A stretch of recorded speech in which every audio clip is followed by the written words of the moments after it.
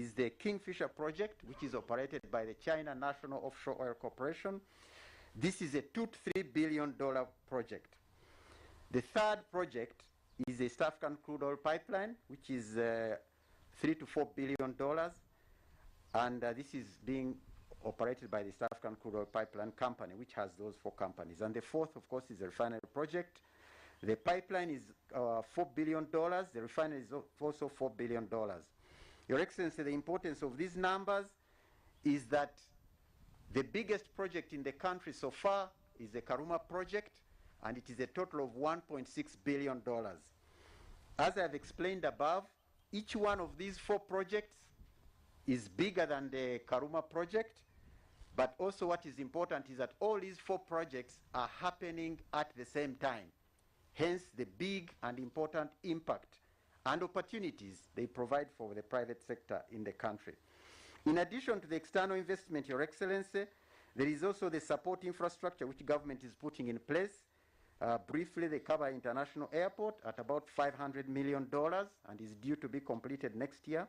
Your Excellency, the government has developed 700 kilometers of oil roads at a cost of $900 million and is also developing the Uganda Petroleum Institute at about less than $100 million. Your Excellency, in February this year, on the first day, these investors agreed to invest this money in this project.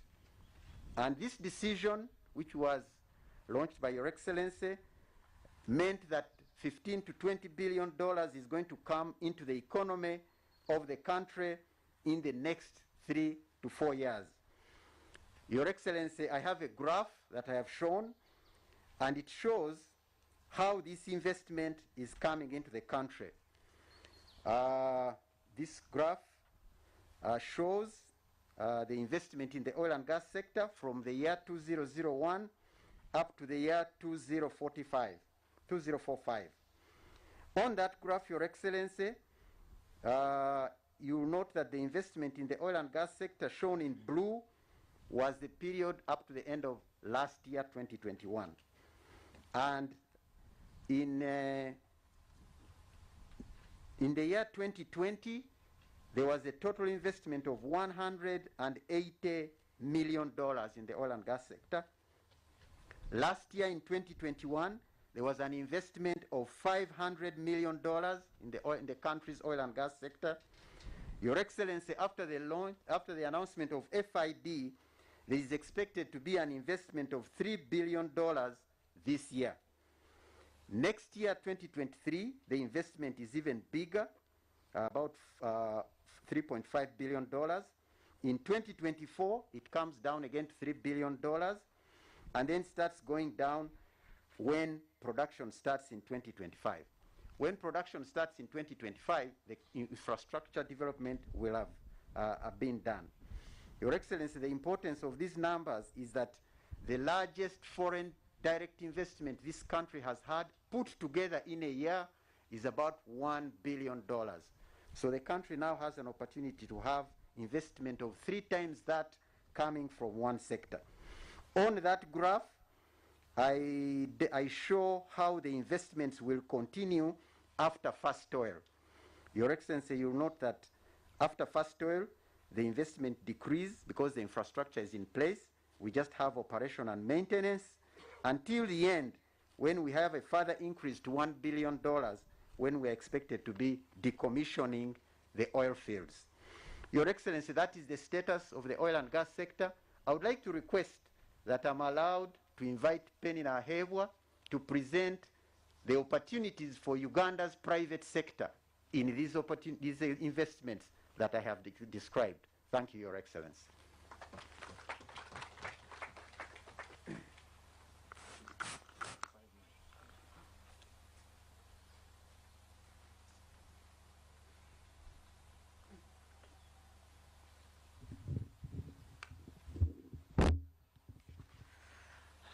Your Excellency, the Right Honorable Prime Minister, Honorable Ministers, all protocol observed in the interest of time. My name is Penina Ahebwa, and I work with the Petroleum Authority of Uganda. I thank you, Mr. Rubondo, for the opportunity to speak this distinguished audience. Before I go into the opportunities, Your Excellency, I wanted to highlight the objectives that we have as a country as far as participation of Ugandans is concerned in the oil and gas sector. The first objective is value creation and retention, while we observe competitiveness, efficiency, and effectiveness. And so we are not doing protectionism, but promotion, bearing in mind we need to have efficiency, effectiveness, and competitiveness. The other objective is human capital development, to make sure within the next 15 or 10 years we are able to do most of the things and we have less expatriates in the country. The third objective is developing the competitiveness of Ugandan enterprises and Ugandans. And so within our regulatory framework, we have defined national content to mean value added or created within the Ugandan economy. And so the focus is mainly on value and less on ownership. Your Excellency, I must report that the regulatory framework, institutional and policy framework that we require to achieve those objectives are in place. And actually, that regulatory framework ring-fences around 16 categories of goods and services for Ugandans. Your Excellency, as the regulator, there is so much that we are doing because we are enabled by the regulatory framework. But in the interest of time, I'll just highlight a few. We monitor the recruitment and deployment of expatriates by insisting that the oil companies have got to search the Ugandan labor market first, but also look onto our national oil and gas talent register. We also, where we know we do not have the skills, we require that every expatriate has got to have a nationalization plan attached to that position they are occupying, so that within the next 2 years, that position is taken over by a Ugandan. We look after the procurement processes, and we have a tool where all Ugandans and everyone interested in participating in the sector is required to register on the National Supplier Database. So we have visibility of what kind of capacity we have in the country. And so we prioritize, we make sure Ugandans are prioritized in the procurement processes, but also the joint ventures in which Ugandans are participating. And where we are not able to provide the service, we insist that some scopes that we can do are subcontracted to Ugandans. We are also focusing on technology and knowledge transfer through, of course, joint ventures, through the Industry Enhancement Center, which we are working on with the oil companies. It will be virtual, and some physical centers in Kampala and in the Alberta and Graben. We are also working towards ensuring the fabrication that can be done in the country is done here, and we are also ensuring that the scopes that are being done by foreigners, they come down here in Uganda and set base and do them from within Uganda, what we call domiciliation. Now, as I go into the opportunities, I wanted to highlight a few of the drivers that Mr. Ernest Rubondo has talked about. Just to emphasize, the magnitude of the investments is one of the drivers. $15 billion, if you break it down, it goes beyond 600 contracts. These contracts are at different tiers. In addition to that, if you look at the workers that are expected, over 160,000 workers, this is demand for so many services. Again, the investment period, which is beyond 25 years, those are some of the key drivers for investment opportunities for Ugandans. Our aspiration as the regulator is that out of the 15 billion, at least 40% is retained in the Ugandan economy. And so far in value of contracts, we have cleared around 6 billion of contracts for the development phase. And 2 billion, I'm happy to say, close to 2 billion of those contracts have gone to Ugandans at different levels. The other key opportunity is the employment of Ugandans. We anticipate 70% of the 69 million man hours that are required are going to be done by Ugandans.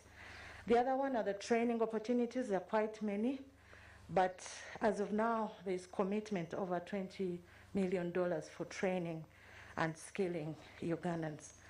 Now, we are very confident that we'll be able to retain that 40% because of the results that we have so far. I must say, Your Excellency, in terms of employment, as of now, the industry is employing slightly over 5,000 employees, and 95% of those are Ugandans. And they are not just casual laborers, but we have Ugandans in management, but also in technical positions. As I conclude, Your Excellency, in terms of training, over 11,000 Ugandans have been trained and internationally certified for the trades that are required for the development phase. We have also been able, working with the Ministry of Education, to domicile the required international accreditation and certification within the country, so you do not have to travel abroad to be certified in the different trades that are required by the industry. I must say, Your Excellency, over 200 government officers have been trained in the required skills. I'm one of them, and I'm glad to say I'm a qualified petroleum economist. Your Excellency, as I conclude, in terms of contract value, over the last 5 years, close to 1.3 billion has been issued out in contracts, and I must say 1.2 billion went to Ugandans. That is 90%. In terms of local companies owned by Ugandans, in 2021 alone, contracts valued at around 200 million went to the local. Your Excellency, as I conclude, there's another key value driver for this country, which is what we call the linkages between oil and gas and other sectors of the economy. I talked about the workforce, which is a source of demand for health services, agricultural products, housing, tourism, transport, among others. We have done some economic modeling, and we discovered that close to 8 billion can actually be added to our GDP, even before first oil, if we exploit the sectoral linkages there are between oil and gas and other sectors of the economy. Your Excellency, I just want to touch 3 challenges that our Ugandans are facing in terms of tapping into these opportunities. One of them is financing. Your Excellency, we have seen many Ugandan companies qualify technically in their bidding, but when it comes to their financial bids, they are extremely high, and so they are kicked out at that financial level, meaning either they are greedy, which I don't want to think, or the source of their money is expensive. Yes, I'm finishing. The other challenge in terms of financing, we have Ugandans here. A few of them are represented here that have been able to win very good contracts. I'll just mention a few. There are quite many, and some of them have contracts between $10,000 and $150,000, $150,000 to $10 million. We even have those that have over $100 million contracts. Now, financing these contracts, we want to believe they are going to struggle, and so they need some form of relatively cheap financing. I'll just mention a few that are here, like GCC, Transtrack, Three Ways, Excel, Gulf, and so many, but not all of them are represented here. Your Excellency, the other main challenge is the technical capacity, and the way we are handling this is to establish the Industry Enhancement Center, but also emphasize joint ventures and unbundling of contracts. The other key one that which may need to be picked up by other government agencies like UNBS is the international certification. Can you clarify that? Sorry? The technical, what is this? Yes, the technical capacity. Of course, there are some scopes or scope of works that our technical or our companies in the country are not able to do. We may have ring-fenced, for example, civil works, but I think there are some kinds of civil works on the pipeline, even on the infrastructure in the upstream, that they are not able to do. Other technical areas that are not ring-fenced, we are still not able to do. They are being done by the foreign companies, and Ugandans are just subcontracted to do a few things. So they still need to enhance technical capacity in the requirements of the industry. By doing what? Sorry? By doing what? Like I mentioned, we are establishing the Industry Enhancement Center, which enhancement center is going to be virtual but also physical, where Ugandans can come in and learn some of the requirements of the industry, the standards, but also a training center. in a way, yes, that is one way. But the other one is the emphasis on joint venturing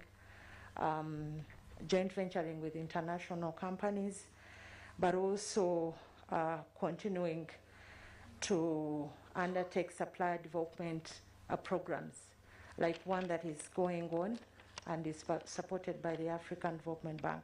Quite a number of things that can be done to upscale our enterprises in Uganda. In the interest of time, Your Excellency, I'll end it there. Although Mr. Ruondo wanted to conclude. So I'll invite Mr. Ruondo to come and conclude. Thank you so much.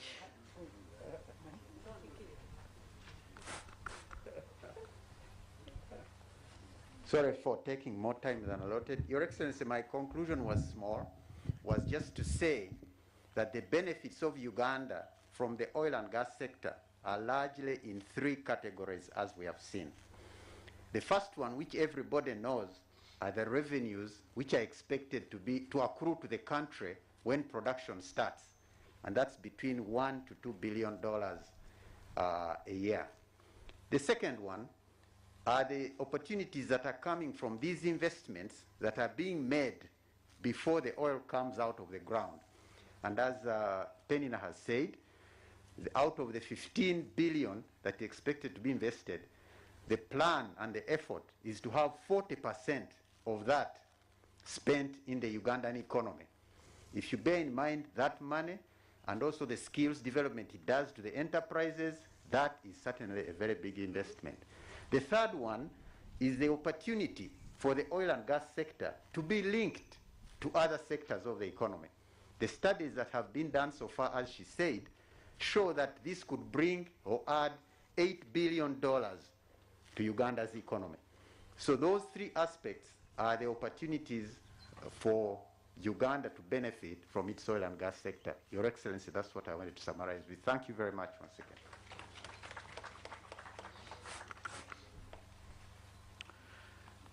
Thank you very much, Mr. Ruondo. Your Excellency, you will forgive me for trying to rush presentations.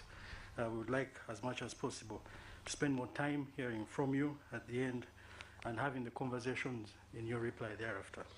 Let me just take this opportunity to welcome you, Mama. Thank you very much for joining us. In the corporate world, it's one of the deepest pleasures for someone to invite you home, not in the formal office, but home.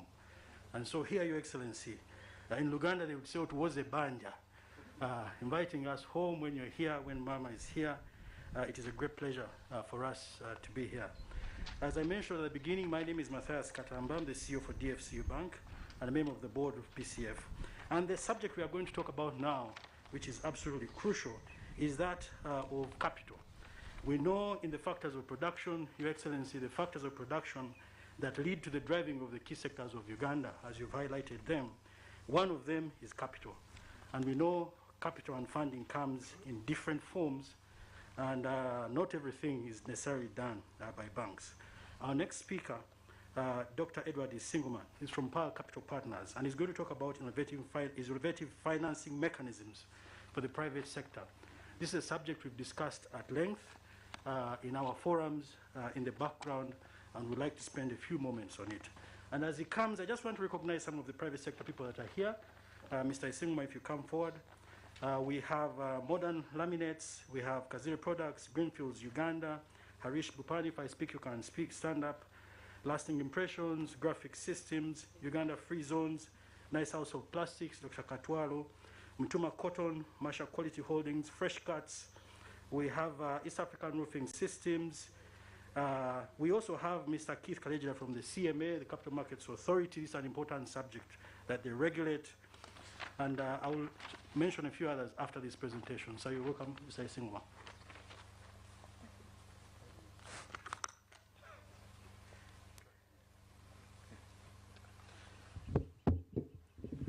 Your Excellency, the President of Uganda, Ma'am, and Right Honorable Prime Minister, and Honorable Minister of Finance, thank you so much for gracing this occasion. It's a great honor to stand before you and talk about this one topic I love so much, which is private equity or private capital as an alternative source of financing for the private sector. In the interest of time, I will try and be as brisk as I can be, maybe 8 or 10 minutes, but yes, I'll try and summarize and share the message, which is a product of a lot of interventions from the members present here, the PCF board, and all the other various stakeholders who have had an opportunity to benchmark and look at what have other nations done, what is happening that is different, that could allow us to mobilize resources, both locally and foreign, for the private sector as a way of alternative financing, especially in times like this, when commercial bank finance is sometimes not the only solution for some of these sectors. I was very honored when the Honorable Minister of Finance launched the Yield Fund a few years ago that we manage, and we are pleased that that has been deployed, and a lot of private equity investments have been made, and some of the members in this audience have been beneficiaries of that.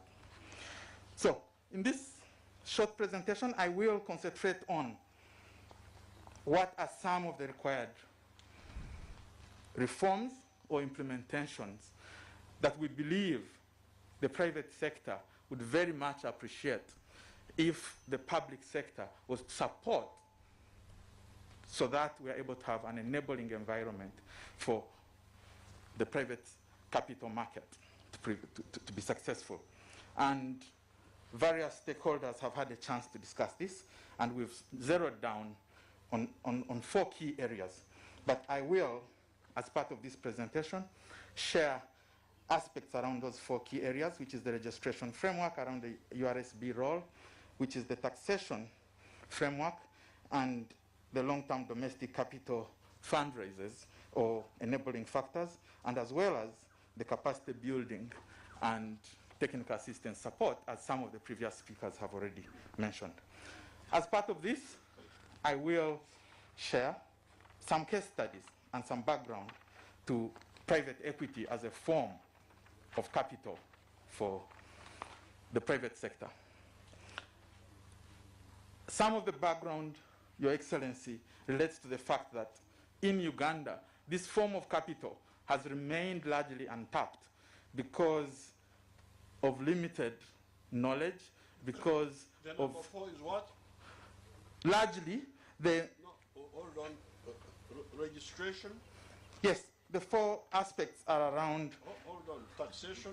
registration, taxation, long-term domestic capital raise, and capacity building and public awareness about alternative financing structures. Capacity building, alternative financing. Yes, So number 4 is alternative financing. yes. It's capacity building and knowledge among the private sector that they can actually access capital. For example, private equity that is not from commercial banks. Informing them. Yes. Informing them. Yeah. In terms of background, Your Excellency, we do and have been, as Pearl Capital, the only licensed private equity firm over the last 12, 13 years in this country. We've been in operation for 18 years, and that has been more of, or we've had an opportunity to perform or deliver private equity alternative solutions for the agribusiness sector, because Pearl Capital Partners is an agri-focused fund management business. We believe it's time now, with all the learnings and the lessons done, that this can be replicated, not only for the agribusiness sector, but also for other key sectors like the health sector, like the energy sector earlier on mentioned, like the education sector as well. So we think it's time that what some of the other jurisdictions have done, like Mauritius, Luxembourg, to attract private capital from various foundations, family offices, DFIs, through providing an enabling environment, there are some of low-hanging fruits that we could do to be able to implement a system that would allow us attract some of this capital to this country. And that, we believe, would be a good alternative capital source for the private sector. Very important, because some of this private equity capital is patient, is long-term, but also, in some cases, is not only looking at financial returns, it's also looking at social impact. For example, when we make agricultural investments, we are looking at how much are the farmers earning, how are the farmers involved, can the farmers have some equity in some of these SMEs. The second critical message in my presentation, Your Excellency, is the fact that in terms of numbers, Africa in total receives about $4.5 billion in the form of private equity capital fundraising, capital money coming in annually. But of that, East Africa gets only about 20% of that. But of that, about $500 million of capital coming to East Africa annually, only about $123 million does end up in Uganda in form of private equity capital. And most of this is structured through other jurisdictions like Mauritius, where many funds set up, unlike us in the Yield Uganda Investment Fund, where we've set up in Uganda. In terms of case studies, Your Excellency, we've had many SMEs and large businesses in Uganda benefit from direct capital from private equity fund managers, both locally and regionally. We've had large organizations like the Jagali Energy Project, like the DFCU Bank, Rocket Health, CIPLA, get kind of a lot of capital coming in. But again, we've also had a lot of SMEs. I'll now only speak about the agriculture SMEs that we've supported as Pearl Capital Partners with private equity capital. I'm sure you've heard of names like Binzika Poultry International, that we were the first investors of. You've had organizations like Fika Seeds. You've had organizations like KK Foods, which is, I think, represented in this room. You've also had of organizations like Clark Farm in Fort Portal that we've supported.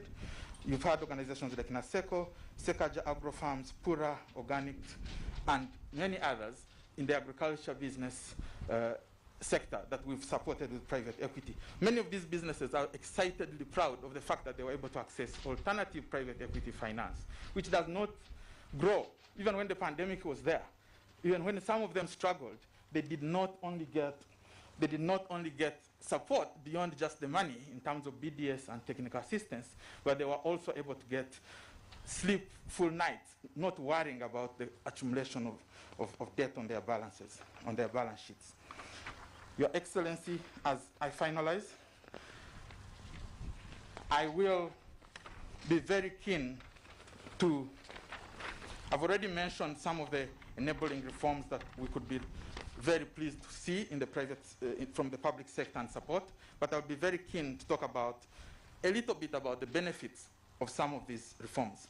What this would mean for the private sector is the fact that for Uganda, we would be able to position the country as a key financial hub, for, not only for Uganda but also for the region. Why should people set up funds in Mauritius to invest here in Kenya and not come and set them up here?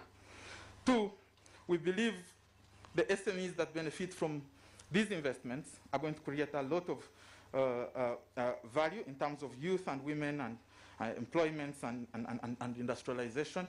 That is a key feature of some of your recent interventions over the years.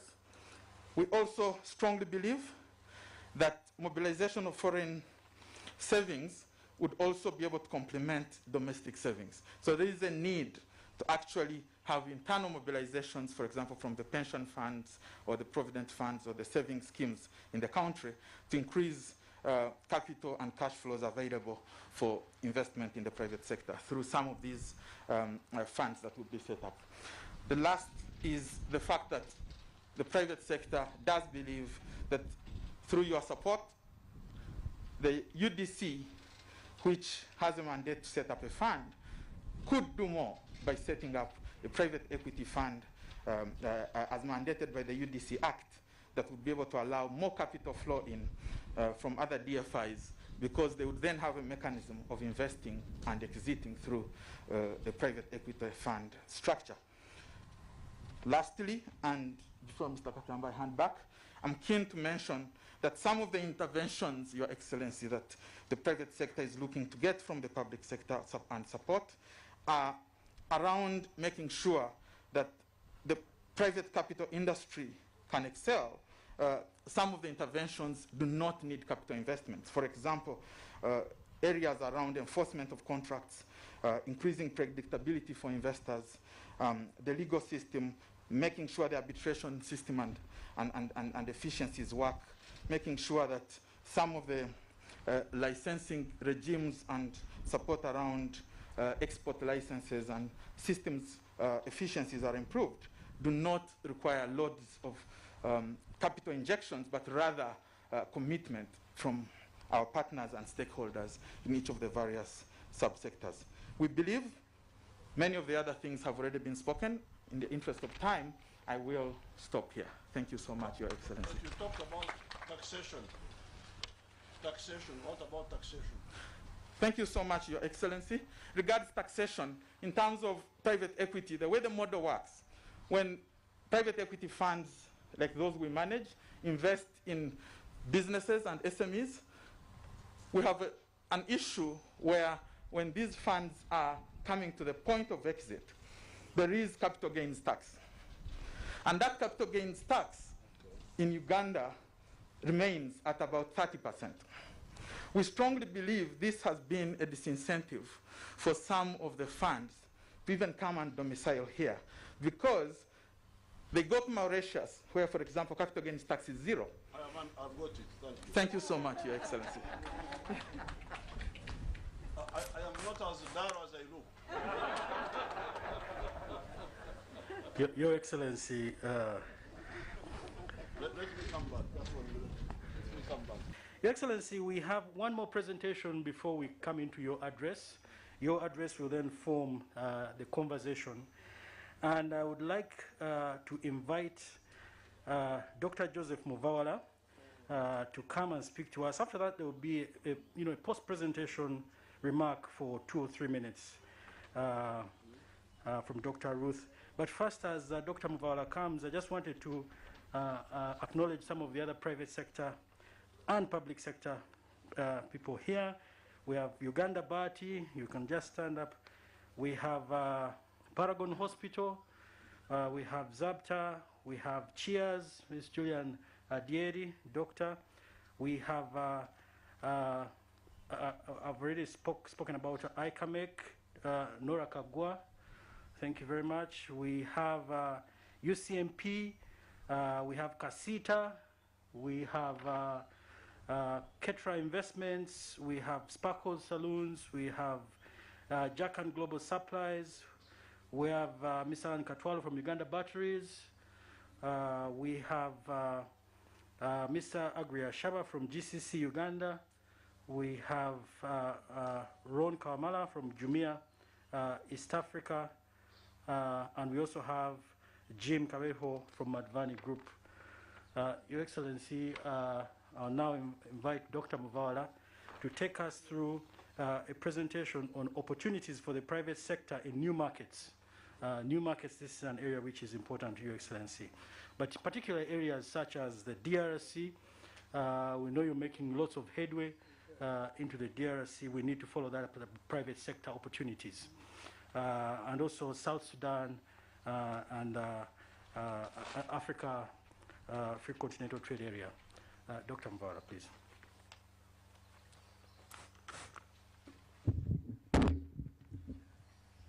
Your Excellency, the President of the Republic of Uganda, Mama, as we call you in Busoga, the First Lady and the Minister for Education, Right Honorable Prime Minister, my boss, the Minister of Finance and Economic Development, the Minister of Trade and Industry, my supervisor, the PSST, and my chair and board members. Your Excellency, I've been asked to present to you a section of these presentations, but I am particularly going to concentrate on the new markets, concentrating on Congo and part of South Sudan. The issues I'm presenting here are not mine, they're the issues of the PCF. In this presentation, I am going to concentrate more on the key issues and the proposals that the PCF would like to make to you. Then I will also discuss a few areas of market potential, then I'll conclude. Your Excellency, as a way of contextualizing, we know that the Uganda economy has been growing over time, steadily. But so are the services demand, infrastructure demand, but at the same time, we also know that the growth of the revenue has not matched the demands of services and infrastructure. And Your Excellency, to address these, you can choose to have many options. One is that you can choose to be efficient. But the trouble with efficiency, it may give you only 5% of space to spend more. The other, we could choose to increase taxes. Rates are already high. The third is that we should expand this economy, grow further, improve the capacity of the economy. But the most important thing, if we are to expand the economy, Your Excellency, as you always tell us, is that we must work on markets. Using your ideology of NRM, of Pan-Africanism, integration, to expand our markets. Today, I am concentrating on the DRC market, and I'm presenting to you the issues as presented by the private sector. And there are 5 issues. 1, security. 2, infrastructure, which is road, air, water, and power. 3 are the delays and costs due to border checks. 4 is a limited leverage on ICT and digital technology. And 5, inadequate markets for Uganda's products. Your Excellency, issue number 1. The issue goes as follows. 1, insecurity and perceived insecurity deter the private sector from exporting directly to DRC, forcing reliance on Congolese traders traveling to Kampala. What is the proposal of the PFC with regard to security? 1, we propose that we establish a sovereign export credit agency under the Ministry of Finance to provide export insurance to mitigate the market risk. Number 2, we also propose that we allocate funds for trade security to support businesses moving in convoy with the UPDF. Number 3, we also propose to develop a special export incentives for the companies that export into DRC, such as relaxation on taxes.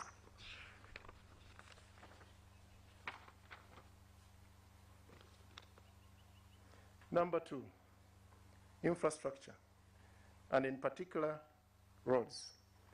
And the issue goes as follows.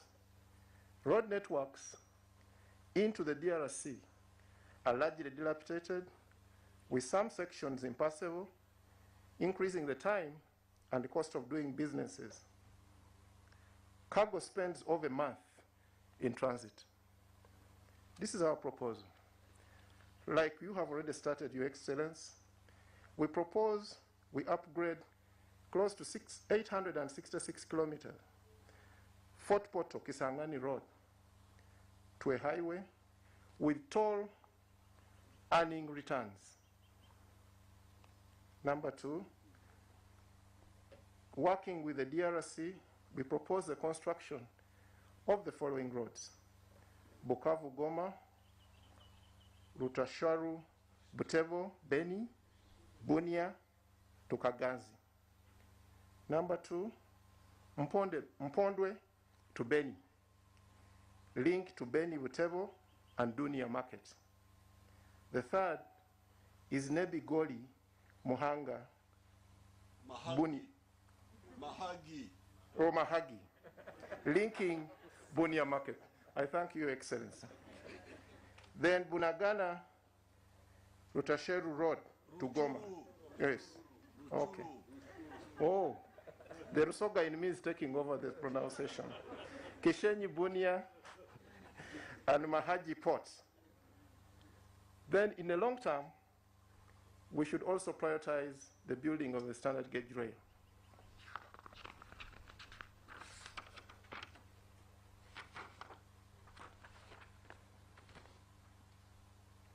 Then the number 4 under roads, we also propose to fast track the construction of the regional trade roads listed below: Rakai Isingiro, Kafujo, Chikagati.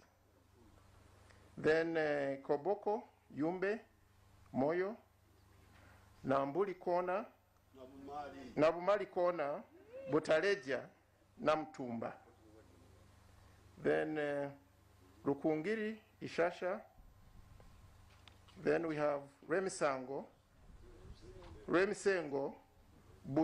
Budiba, Bunia Road, including Budiba Bridge across River Semirik.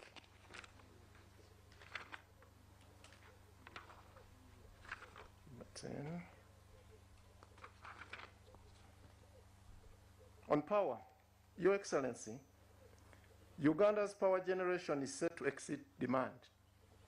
Actually, it has already, which presents a challenge of deemed energy. Given the surplus, we propose that we can export more. And the proposal is, Your Excellency, rehabilitate and expand the distribution and transmission networks. Masaka Mwanza, 22 kV, Nkenda, Mpondwe, Beni, 220 kV. This is for export to Congo. The first one is for export to Tanzania. Orio, Nimle, Juba, for export to South Sudan. Orio, Alua transmission for export to DRC. Your Excellency, our colleagues in DRC in the gold mines are paying 30 cents per unit. So we could export to Congo and be able to cover the deemed energy that we have in this country.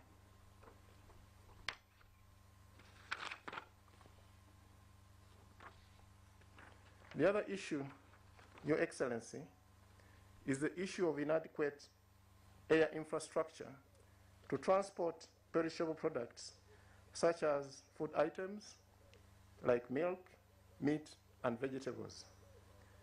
Our proposal, Your Excellence, we expand the capacity of both Uganda Airlines and Uganda Air Cargo with focus on cargo. On Uganda Air Cargo, we can invest in larger airlines all is to support the bulk haulage of cargo from Uganda to DRC.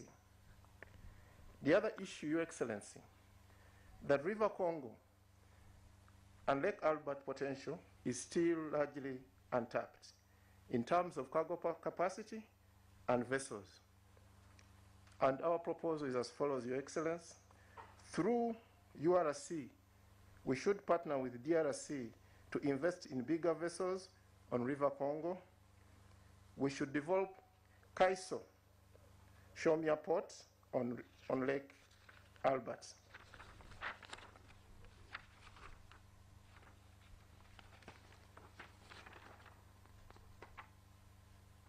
The other issue, Your Excellency, that trade into DRC is currently dominated by traders from Congo who travel to Kampala for what they need, with access of items from China and Kenya at the expense of Ugandan products. The proposals, Your Excellency, the construction of border infrastructure through PPPs as follows: warehouses, border markets, one-stop border posts, support services such as banks and internet. We also propose allocation of land to private sector providers along the borders to do these developments. The other issue, Your Excellency, border immigration security, tax and health checks pose unnecessary barriers and restrict effective trade. Proposal: formalize bilateral agreements between Uganda and DRC, Tanzania and South Sudan to mutually move visa entry and other border restrictions. Prioritize security along the major routes and near crossing points in the short term. The other issue, Your Excellency, is DRC is heavily underserved by communication technology. For instance, mobile, the penetration is hardly 45%, internet, under 10%, limited use of radio and TV. South Sudan, nearly 80% of the people reside in rural areas with limited access to internet. The proposal, Your Excellency, is to support UBC to air and provide services even in the neighboring Eastern Congo. Then government, through Telecoms Limited, could link to semi-mobile to deliver mobile phones and internet connectivity. To this, Your Excellency, the issue of the ownership of Uganda Telecom becomes a critical issue. Government should as well, through its capitalization efforts to banks, also allow them to operate branches in DRC. Your Excellency, KCB is the biggest bank in South Sudan, and we think we can do the same in other countries. The last one, Your Excellency, regarding products. Uganda should prioritize several products and services for export. However, there's still inadequate market, and Congo, South Sudan, and others could solve this for us. Engage in bilateral arrangements with DRC, Your Excellency. A, with the following products prioritized for export: 1, coffee; 2, tea; 3, cotton; maize; cassava; vegetable oil; fish; dairy; beef; bananas; sugar, and cocoa. And the one which I'm going to refer to also are the medicines, the PPEs, which we invested in during COVID, and we now have excess supply, should also be among these products.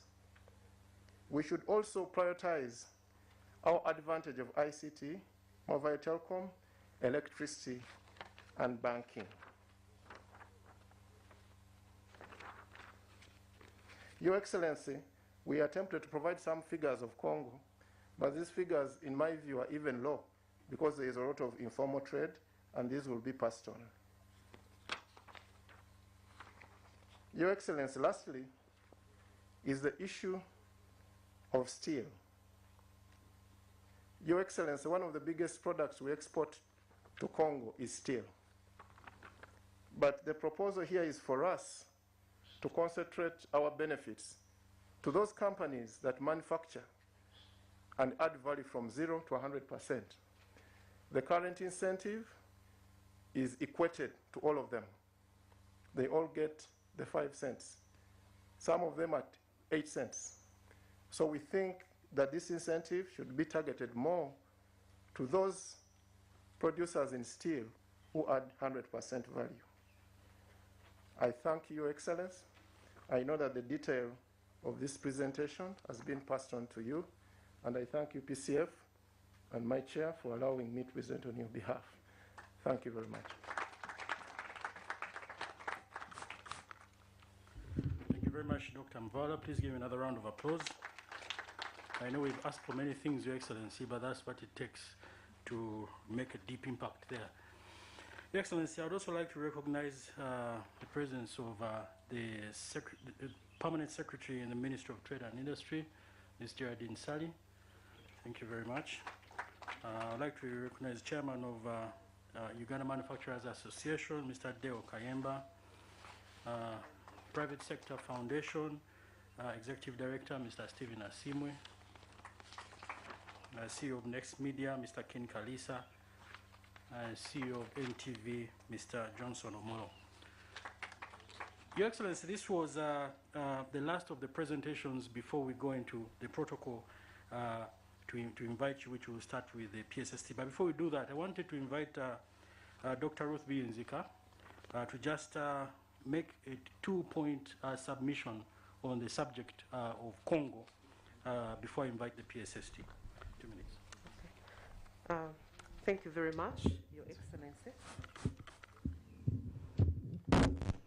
Your Excellency, you have been promoting trade within the region, the African Continental Free Trade Area and EAC. And I know what normally gives you a headache all the time is CACITA. You always say CACITA even when, and they are here, Your Excellency, the chairman and the CEO. So as PCF, when we are thinking, we said, what can you do for CACITA? Your Excellency, we made a survey and we talked to companies, a number of companies that manufacture. About 60% will go ahead to trade across borders. And also, if you recommend CACITA to become manufacturers, only 10% of CACITA members are able to do that. And we have a game changer. We are proposing, why don't we turn CACITA traders into traders of Ugandan goods across the borders? Your Excellency, if you do prioritize that, it will be the game changer. The reason why you go to Dubai and you find all these products across Africa, because these are agents, these are distributors.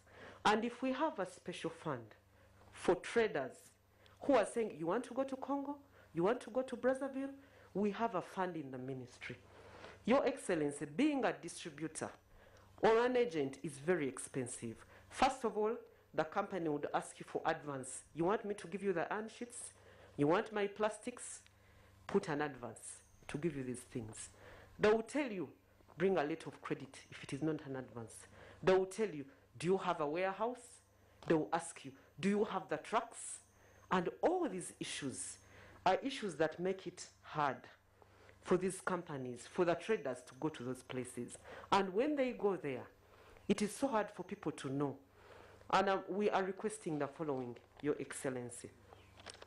We are requesting that in your new planning, you set up a fund for transforming traders of imported products to traders of Ugandan manufactured products that are going to move across borders. And the reason why it should be very clear, because if it is coffee, if it is cotton, if it is flowers, fish, when you talk about exports, people know that. But now I'm looking at a typical trader that we are diverting from China, from bringing other products from Malaysia, and we are saying, can you take our chicken, dressed chicken, and go to a country in Egypt, go somewhere and sell this product? If we have that export fund, Your Excellency, it would also support marketing initiatives across Africa. We have been marketing Uganda in Europe. We are not marketing Uganda within Africa. We want to go to an African country. And as I am in Ethiopia, I'm in Addis, as I'm in Congo, I can see an advert of the various locally made products from Uganda.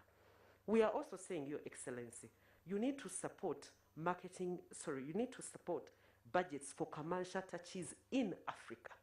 When these traders go to these countries, you find even translation, the commercial attaches, if you want us to go to Congo, you want us to go to Southern Sudan, the commercial attaches have to be fully facilitated, even able to speak the language. You have a challenge, and it is a very big problem. Your Excellency,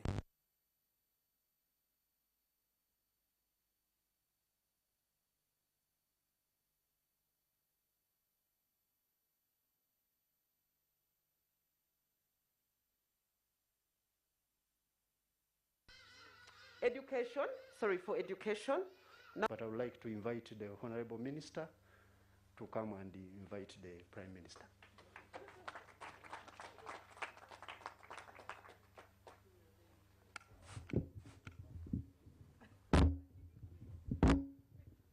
Your Excellency, the President of the Republic of Uganda, Mama First Lady, happy birthday.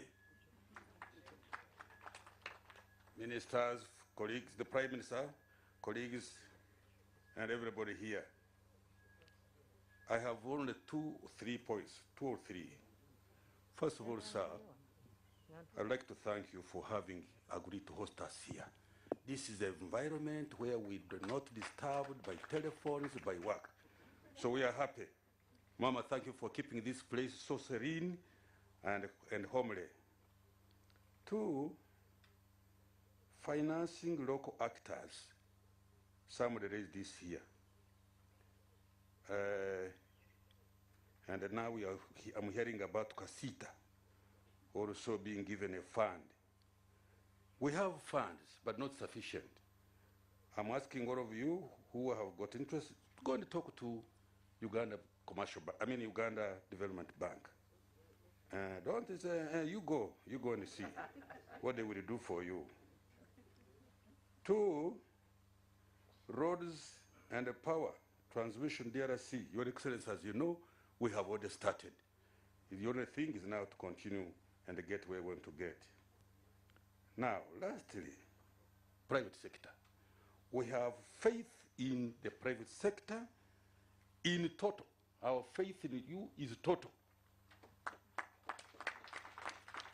The President has taught us that without private sector, there is no economy you are going to move as fast as we wish. So therefore, please, private sector, let's work together. Wherever you have a complaint, wherever you have, I have been speaking to my daughter, Murwana, often enough. Every time she has a challenge, I tell her, come, and we talk. All right, and we shall definitely respond appropriately. With those words, can I ask him, the Honorable Prime Minister, to come and say a few words and then call you.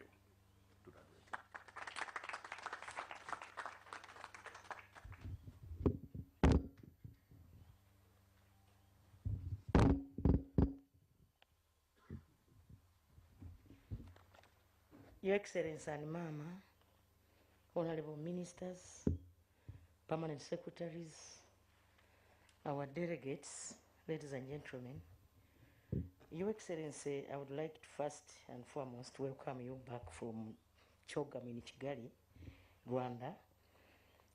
The whole country watched you on TV and read the news and social media with joy. The warm reception you received in Kigali at that summit.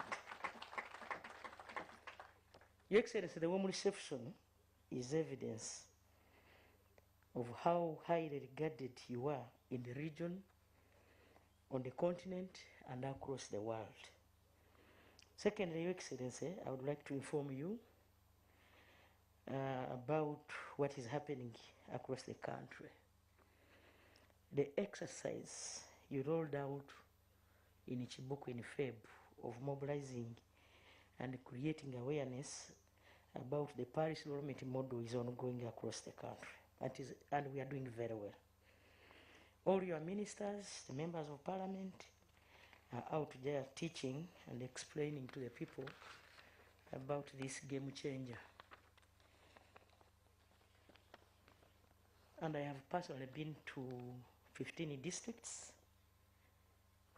Today I was supposed to be in Ilakai, but I have missed, and I have told the Honorable Katumba to represent me because we are here. Your Excellency, generally our people are very excited and anxious to finally undertake enterprises like you guided and put money in their pockets. I wanted to give this highlight in the presence of CEOs because when we fight poverty and when our people become productive, then we shall have a challenge of marketing. Your Excellency, we are going to be very productive this time around in the country. And therefore, our brothers and sisters who are here need to prepare accordingly. Your Excellency, these CEOs, I've had enough and a number of meetings with them. They continue to complain about the high electricity tariffs across their industries. It is true we started somewhere. They are aware that CAPEC and MM are pilot projects. But there are these industries you call, these ones you call abatembuzi? Abashambuzi. Abatembuzi. Yes. Those ones that started our economy are still crumbling, and some of them are failing to make ends meet. So the 5%, the 5 US cents is only benefiting a few, and after all, we have also given them infrastructure development. But these ones started when they are wrong. They have not yet benefited, like you are aware. Your Excellency, I want to thank you for gracing this occasion. The private sector forum that brings together all leading CEOs in the country is a very, very good forum. And if we utilize this, the sky will be the limit.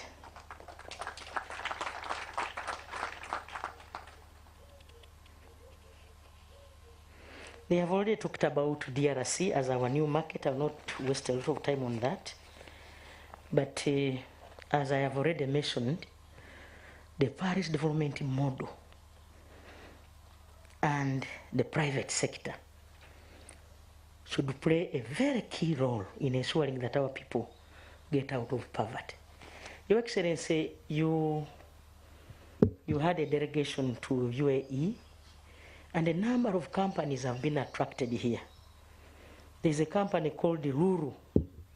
We have had a number of meetings with these people. Ruru, they are looking for a way of partnering with our own, so that they can export our items the way they are. And they have already started. And these other people, they need a chance to invest in the country. They need land. You attracted like 70 companies, which are always with me in the office, and I've written to you, Your Excellency. I think you have read about this.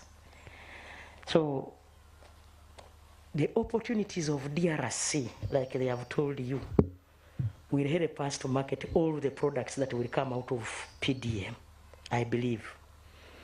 And therefore, Your Excellency, I know you are better positioned to give us the guidance, the way forward, and these people will just follow and we develop our country. With those few words, I want to invite you to speak to these CEOs. Thank you so much.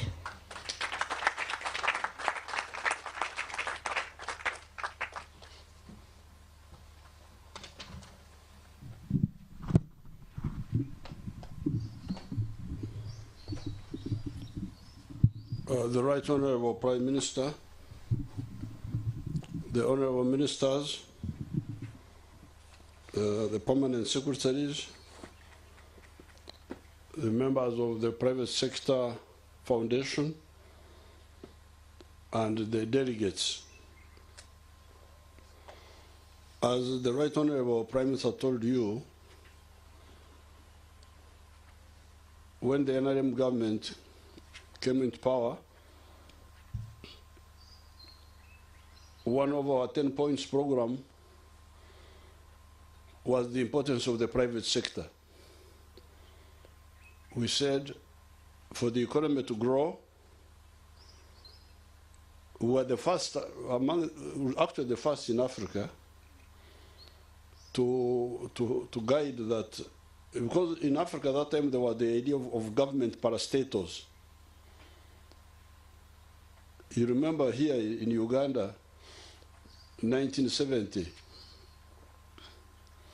the government of Mr. Obote confiscated shares of private companies, what they were calling Nachivubu announcements. The private companies were taken over by the government. Why? The private companies do the work of the country cheaply. Like our home here. The government is not the ones looking after our home. We do it for ourselves. And in the process, we produce bananas for you fellows in Kampala. So you eat, and for us, we suffer here, but you eat. And we produce milk. So I don't know why these African leaders had made a mistake of not understanding the role of the private sector. If you want to have some government companies, you can have them, but they should not interfere with the private sector. Private sector is the easiest way to develop the economy. So from the beginning, we were very clear. That's why we encouraged the local people, like the father of Barbara, Mruana. But we also brought back our Indians, the ones who had been chased by Idi Amin. They came back. And they got back their properties. But by 1970, when the system collapsed, still that system was very small. It was a typical enclave economy, they call them in Africa. Enclave meaning island. A small island of modernity surrounded by a sea of underdevelopment. And that island of 1970, 71 was being characterized as the economy of the 3 C's and the 3 T's. The 3 C's were copper, cotton, and coffee. The 3 T's were tobacco, tourism, and the 3 T's, tourism, tobacco, and tea.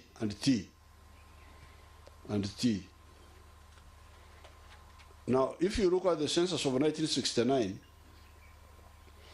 you will see that only 4% of the homesteads were in the money economy. 96% were awakora chida chonka, those who work only for the stomach, who work only for what they call subsistence.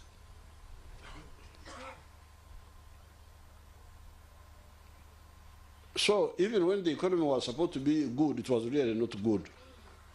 So when we came, we were clear about all this. And our first task was to stabilize, bring back the small island of modernity, restore the enclave. If, for instance, you take, because when Amin came in, the enclave economy collapsed. By 1986, of the 3 C's, only coffee was still limping on. Cotton had collapsed, copper had collapsed. Only coffee was limping on. Then, of the 3 T's, only tobacco was limping on. Tourism had collapsed, and tea had shrunk from 23 million kilograms to 3 million kilograms. So our first task, therefore, was to restore the small island of modernity, bring it back. Then secondly, expand it. Expand it. Thirdly, diversify it. Diversify. And fourthly, bring transformation. New type of economy. So if you look back now, you will see that the coffee, which used to be 2 million bags, it's now 8 million bags. The tea, which had shrunk to 3 million kilograms, is now 60 million kilograms. We have passed the level of 1970. Then you come to new products, which were never there before. The diversification. Maize, when you hear that maize is a big export now, it was never a commercial crop, because we were being told that commercial crops are coffee, tea, cotton. Maize was not a commercial crop. Maize was not a commercial crop. Milk, my amata, was not a commercial product. Beef was not. Bananas were not. So, but for us, we have commercialized all those because they are needed by the human being. So we moved, but we moved, but still the country was underutilized. When we looked at the census of I think it was 2011 or something, when we had that census, the abakorera kidda kyonka, the subsistence homesteads, were now 68%. They had come from 96% to 68%. These are people who are there. You know, this land is very fertile, as you can see. Everywhere, bananas, these all grow without fertilizer, and they are all green, even in the dry season, as you can see,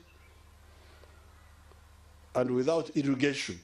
They just grow and eat and drink their ruagwa. Ruagwa is the other tonto.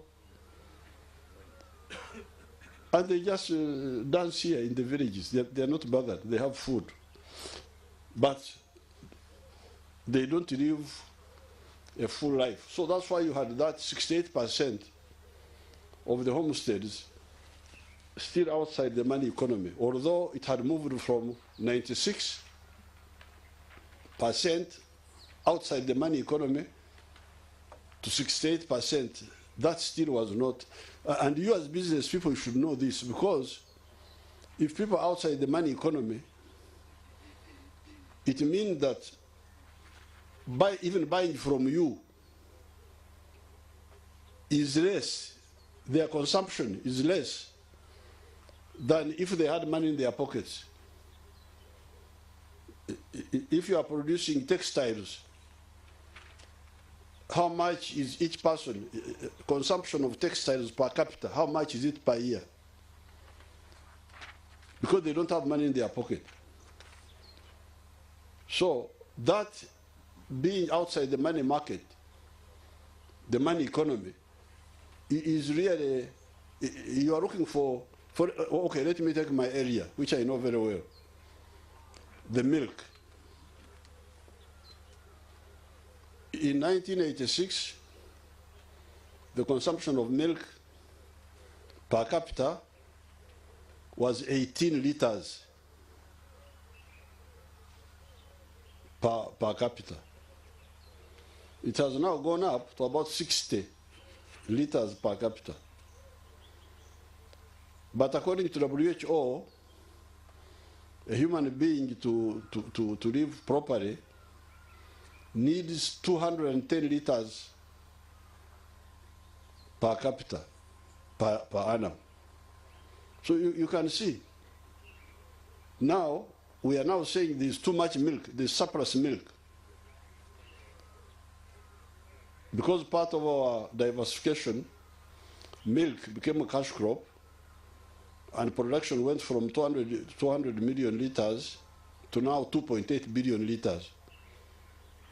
Because the consumption has gone up a bit to 60 liters per person, you find that the internal demand is now about 800 million liters. So that's why you hear that there is surplus milk of 2 billion. But this surplus milk is artificial. If the Ugandans were consuming 210 liters per capita, this milk would not be enough. We would need about 10 billion liters to satisfy the internal market. So the so-called surplus of milk is actually because Ugandans are under-consuming. If they were consuming, what we are producing now would not be even enough for the internal market. And that goes for the textiles, for the cement, for many other products, the internal market. Internal market, small, why? Because they are outside the money economy.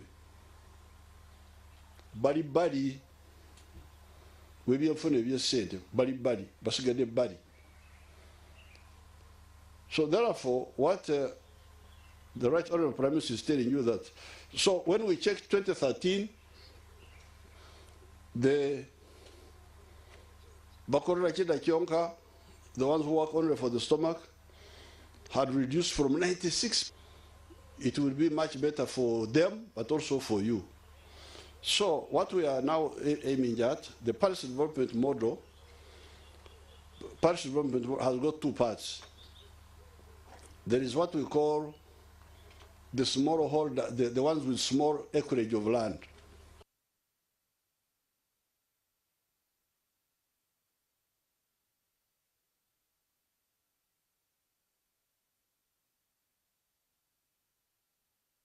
Which you can do on a small area, but get good income. The Kakutomera don't just bump into things. And we have identified for them 7 activities, enterprises. Number 1, coffee. If you grow 1 acre of coffee, you are going to, in Vietnam, I hear they get up to 18 million shillings per acre, per annum. But even if you get 11 million, even if you get 12, even if you get your per acre, you are still better off than, for instance, maize. If you grow maize, you will get, I hear, 1 million or something like that per acre per annum, the 2 seasons. So we are therefore saying, no, If you have got 4 acres, 1 acre, put under coffee. Second acre, put under fruits. Those fruits bring more income than, for instance, maize. Fruits, meaning oranges, mangoes, pineapples. Where it is a bit cold, there are some very high value fruits like apples, grapes, strawberries.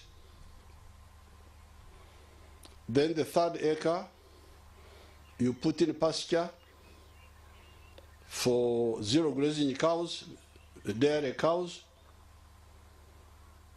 The 4th acre, you put food crops, whatever food crops you want, whether you want bananas or cassava. In the backyard, you put poultry for eggs, the backyard. Then in the backyard, those who are not Muslims and who are not traditional Banyankore, you can put pigs. Because traditional Banyankore don't eat pigs. If you see Banyankore eating pigs in Kampala, you put some question mark on them.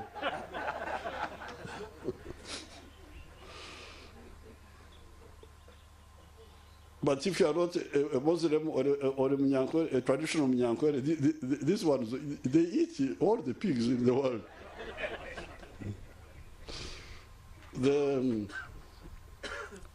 You can have piggery, and if you are near a wetland, put fish farming. So these are the 7 activities of intensive agriculture. And because of the small size of land, we want you to use your small land to get out of poverty. Because this system sometimes exploit our people. They tell them, you grow cotton. Yes, he will grow cotton, and the total production of the country will be big. But because when you grow cotton, you get 1 million shillings per year. How will a family get out of poverty with 1 million shillings per year if they have got only 2 acres? Because remember, they have 2 acres. 1 acre they put under cotton, 1 acre they put under cassava because they need food. How will they get out of poverty?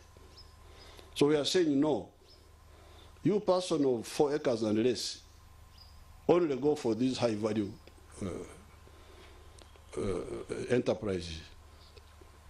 But Uganda needs maize, needs sugarcane, avocado, needs tobacco, needs tea. They need longhorn cows, indigenous cows or zebu. They need cotton. Now, that one would be done by the people with either medium or large scale pieces of land.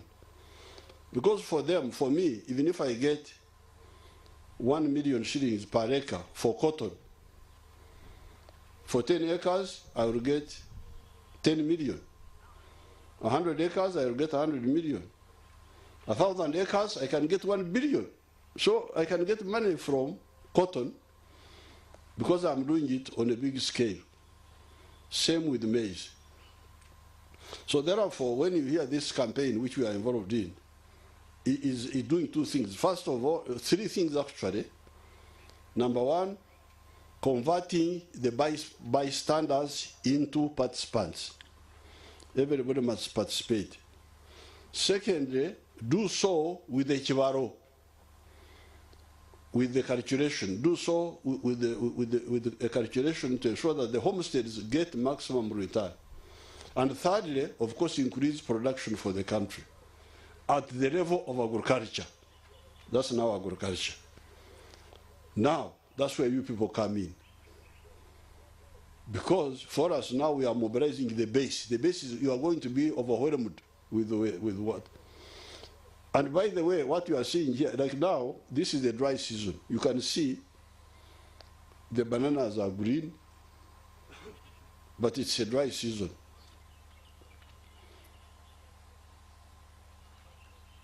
they use no fertilizers. Because of that, those people there, they get about 5.3 tons of bananas per hectare per year. But if you go to Nyaruzinga in Bushenyi, where the government is supporting Dr. Muranga, one of our scientists, for her she's getting 53 tons per hectare. She's getting 10 times more than our neighbors here. Why? Because she has added some fertilizers and she has added irrigation. So where we are going to these neighbors here, we shall push them to help them to go for irrigation and also use fertilizers. When we do that, Uganda is now producing 10 million metric tons of bananas. It will go up 10 times. We shall go to 100 million metric tons. Where shall all this go? That's where you people come in, the processors. So therefore, I'm very happy to hear your presentation, but I wanted to tie it with our own plan. Because many of you, when you came here, you were dealing with the small group. You are dealing with the consequences of limited mobilization. We are now doing full-scale mobilization of the base. So how will you cope with this? How will you cope with this?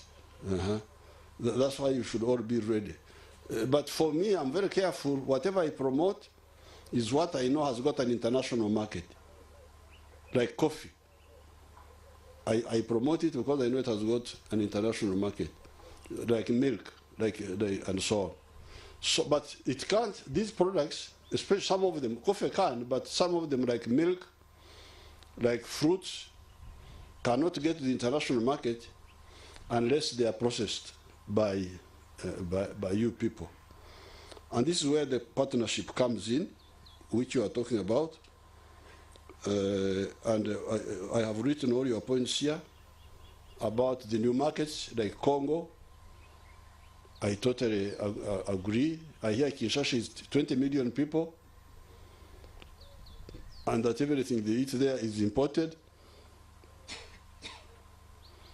And I hear that the imported products are really very expensive. That's what I hear. I hear that they are much more expensive than our products here. That's why even our neighbors in Kenya are always making mistakes, you know, because our chicken is cheaper and better, maize is cheaper and better, then they stop it, then now they have a shortage. Now they say you bring, but you stopped yesterday, so when you stopped, the farmers left farming and went to nightclubs in Kampala, so we need to call them back. We need to call them back. So the Uganda really now has got a very big chance. So you come, this market of Congo is a big one because they get money from minerals and they get money from other things, but their agriculture is not developed. And by the way, that division of labor between us and Congo is not new, because much of Congo was a forest. Here East Africa, here Uganda, East Africa is forest, yes, but also grassland. Now the food was always grown in the grasslands because they are easier than the forest. The forest is not easy to grow things in the forest. It was not easy that time. So therefore, I am very happy you have now seen the market of Congo, and I have noted all your points here, that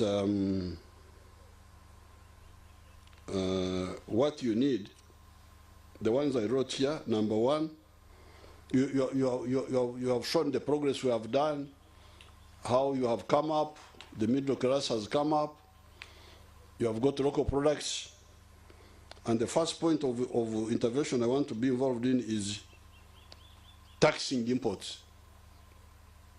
I totally agree. If you have got import products here, locally made, we should tax the ones from China and from India. What is the problem, Ramadan? You write it down and come and answer why you allow the Chinese to flood our market and the Indians with subsidized products, and you do nothing, and you just spectate. Ogumsango. Bagwanjude mu mbuga y'amateeka abana Uganda omusango bagulese, so olina okuwooza ne wonyonyolako.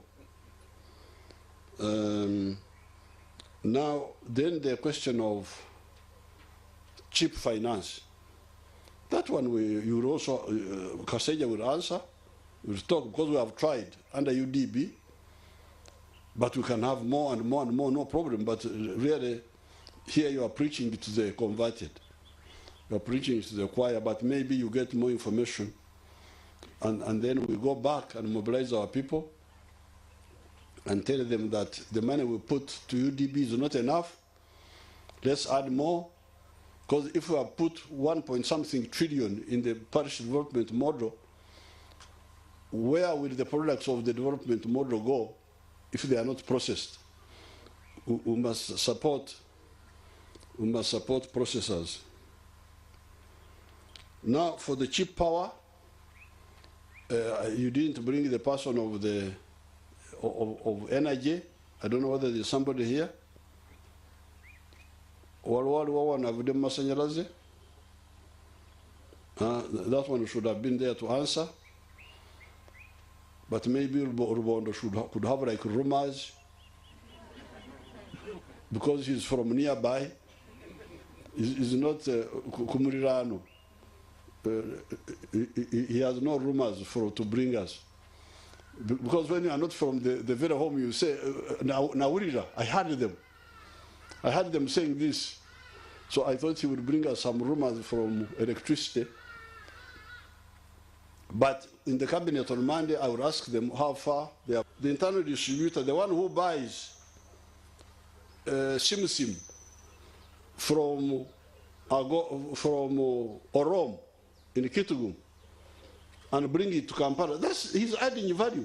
He's creating a useful linkage. The internal distributor, the one who is selling our product internally. Then if you can also become an exporter, omuntu oyo alina omugaso. Abantu abasatu, omulimi alongosa ebivudde mu kulima oba eby'omutaka, ono atunda ebyaffe oba bitunda wano oba bitunda bweru, oyo omuntu oyo tulina okumuwagira, because he's adding value to our wealth. Tasarako ayongerako. He doesn't take away. He's adding on. Now, when it comes to services, you have sectors like tourism. Definitely, that is an export service. Then you add, so you can go area by area, and we add funding until these people are, because it is good business to fund somebody who earns more money. There's no question on that one. Now, Penny Ahewa was talking about the technical side. I think there you can train them, but the quick way is to make joint ventures. You know, the Bible says you should be as wise as a serpent. Bible, egamba nti mulina okubeera abagezi ng'omusota, how to maneuver. So I think the quick way is to have joint ventures. Mufune ebisajja bino ebiva bweru eyo ebirina sente mubigambe nti tulina akafe akawano akabananyini kintu negateko tulembeke okozesa omukisa gwange ng'omunansi. I think that's the smart way, the quick way. Now, for the linkages with the other sectors, obviously, like food, transport, those, I think here, Honorable Kaseja, you need to sit down with them. These local companies, which want to either, because of the linkages and because of the, what do they call this? What do you call the other activity of local content? If they need funds to buy equipment, to buy this, we should support them because we know that they will claim better from a flow which we know. Enkuba etonye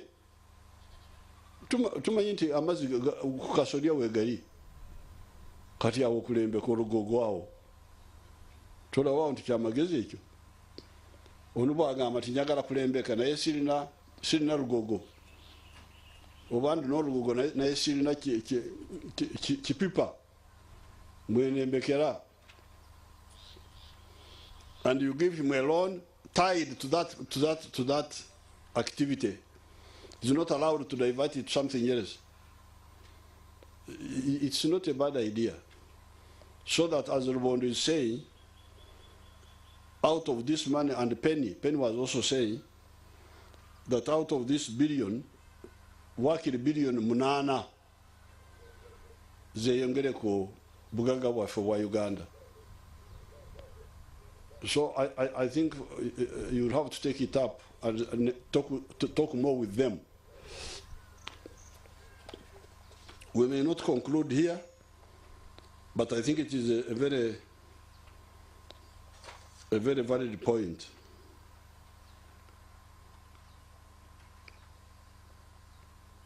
Ekyo nkirekedde Minister ne PS bagenda kuddamu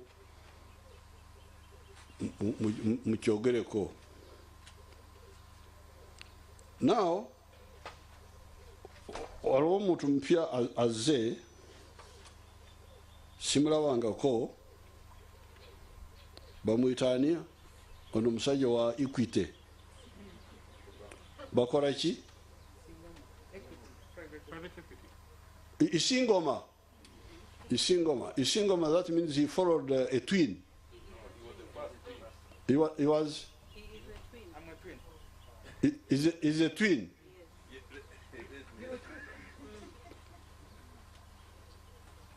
Isingoma is the first twin to come when he's a boy. If it was a girl, it is Nyangoma. Oh, okay. Then the second one is the Kato. Oh, okay. So this twin boy has brought now a new message. He's now saying that you people, mbade mwebase, waliwo sente omusoga zakoba nti Kamara nti waliwo abagagga eyo balina sente za funds simanyi zaki ebyo nali mbawuliddeko naye nze ebyabagwira nabyerabira dda kubanga binkoya basutawanya balese ebisiyaga simanye bikya nze ndima amatoke gange sinaiguneguya naye ono mulongo ono nga bwabiresi iwo mulongo ezo sente zirinka ijo ngambiro mu lunyoro.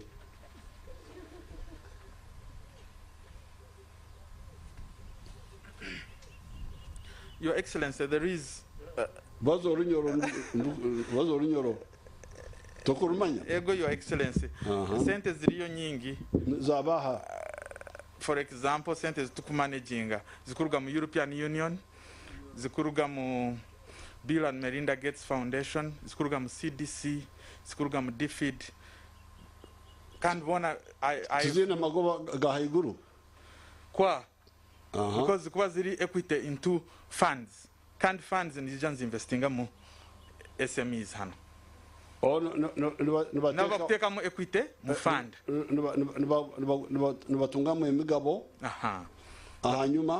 Hanyuma ye myaka. So they co-invest with you. Correct. And then hanyuma ye myaka. Okay, that's a clever way. Abo bagezabo.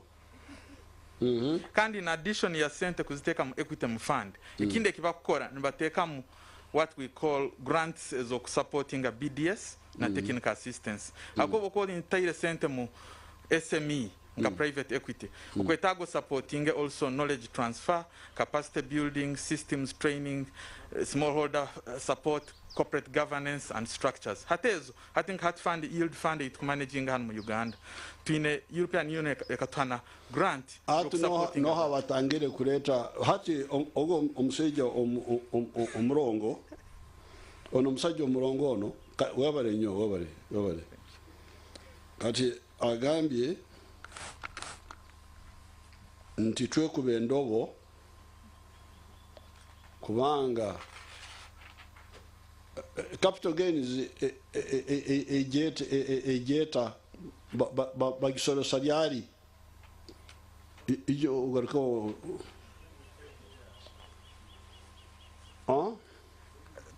capital gains fund wekubekozere investment mu company hano. Company growing ekozere, it has grown and made a lot of money. Hat fund egyo wekwana ejja kutunda equity yayo. Rundi collecting equity back or dividends. Haro withholding tax na capital gains tax for the increase in value. Baitito to gamba, if that capital gains is low, if the withholding tax or is even removed, what happens is sente zo nyingi zikwanzi jahano. Weto zikwazi genzere mu company hansi mu SME. Ita still omusoro tugutunga at that level because company nka beans karunde zindi hano they pay taxes. Genda mporo murongo. Yes. Hati kubara kutunde emigabo yabo esente nizijankaha bazitwara hero ningana bazirekanu zetororo hano. Many of them ekibakora as obakuruga mu investment in one fund, they invest in other funds as well. Zahanu. They continue investing, recycling centers of funds. Zahanu. Correct. Bakova zitaire hanu, Your Excellency. Ziri bagurize emigabo behamu sente nibazigarrayo wabo ningana bazireka hano. Ezindi bakuzitwara wabo. Fund wekube mazire myaka yayehoireyo. Baite zindi bakuzirevolving hano. Aho kakuba tugamba nti kuzalaba nisigara hano aho nsobora kugamba nti kare bitwara nibagonza kuzitwara aho nayo tingabanaho iyo nororota kakuba ntutaho emiryango ebireyo kuzalaba nizetorora hano bazireke kubarana bagonza kuzigarrayo kutusibura bakagenda airport umuntu nagenda airport nanyo ni muyawa kange. What do you think about that formulation? Your Excellency, at the moment that formulation is not unwarranted. That formulation is okay. Kionke kizibu kiri nti the way the structure of the capital gains works, nti fund egyo wekuba investing the cent. So when it is exiting negarura yo cent, wekuba mkampane A ekutungire capital gain, ntugamba tukwetaga omusoro. Betu mkampane B mbere investingire kandi tatungire gain, we let them be. So in the end, okwesaga, the capital gain is per transaction, not per at the fund level in totality. So yes, uzikwanzijia garuka yo zona chikwetaga tuziho akasente. Kionka, rather than capital gains being per transaction, would rather capital gains at the entire level of the fund. And if it is reasonable, some of the other countries have done, to be living and then more money. Okay, let's study that. Let's study it. Let's study it. Thank you, Your Excellency.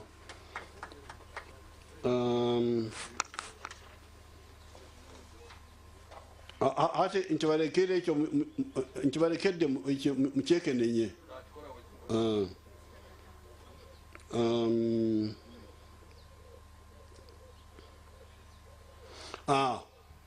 Export insurance credit, I totally agree. For people who are going to export to these risky markets, it's good that we create a fund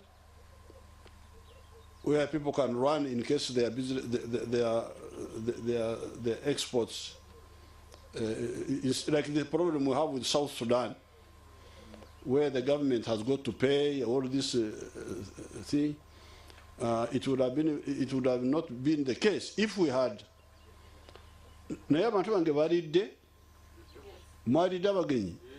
Okay, okay. Mogo. Nze sirya migati. Mwabarye migati mbasaside.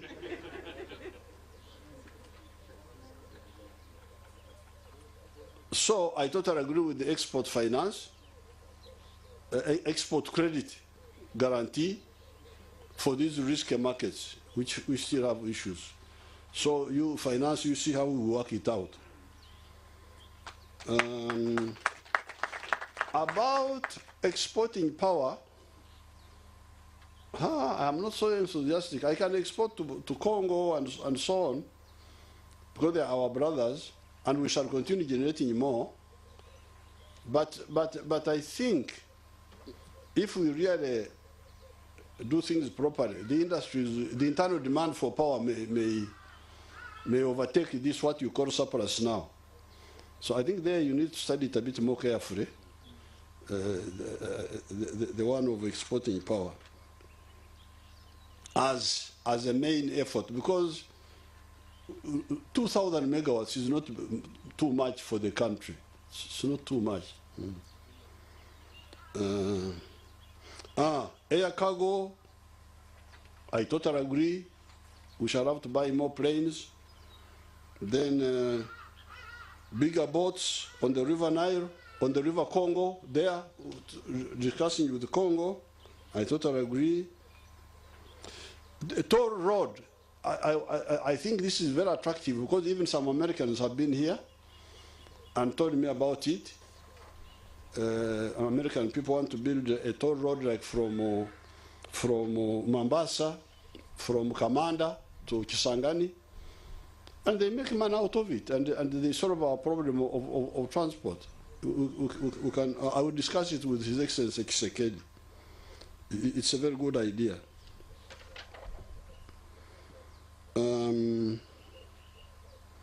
Air cargo, I totally agree.